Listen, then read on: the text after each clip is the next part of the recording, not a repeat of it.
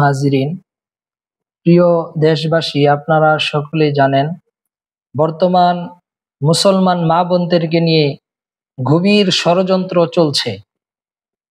ISKCON নামে কিছু সন্ত্রাসী, ইসকন সংগঠনের কিছু সন্ত্রাসীরা এরা বিভিন্ন জায়গায় আমাদের মা বোনদের ইজ্জত লুণ্ঠন করছে এবং আমাদের মা বোনরা তাদের হাতে ধর্ষণের শিকার হচ্ছে এবং বিভিন্ন জায়গায় আমাদের মা বোনদের ইজ্জত সম্মান নষ্ট করার জন্য তারা চালাচ্ছে।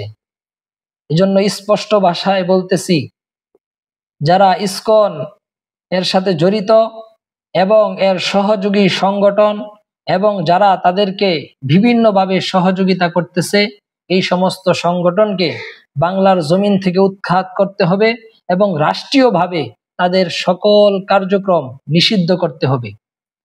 আমরা কিছুদিন আগে দেখেছি নাস্তিক মুরতাদরা সেই শাহবাগে নারী পুরুষের সমান অধিকারের নামে স্লোগান দিয়েছে।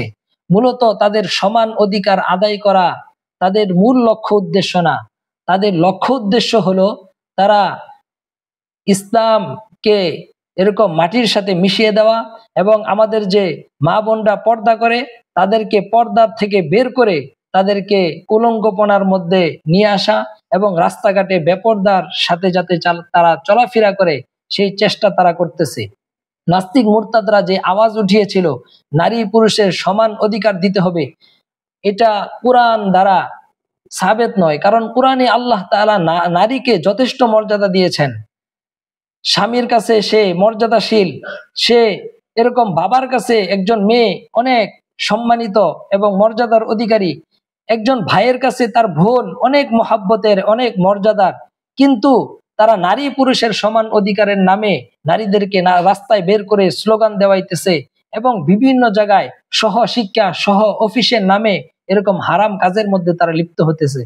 তো আমি স্পষ্ট ভাষায় বলবো, যারা আজও পর্যন্ত বাংলার জমিনে নারী পুরুষের সমান অধিকারের নামে স্লোগান দিচ্ছে, এরা তসলিমার ডিম থেকে ফুটা বাচ্চা, এরা নবাব সিরাজউদ্দৌলার সেনাপতি মীর জাফরের মতো মুসলমান।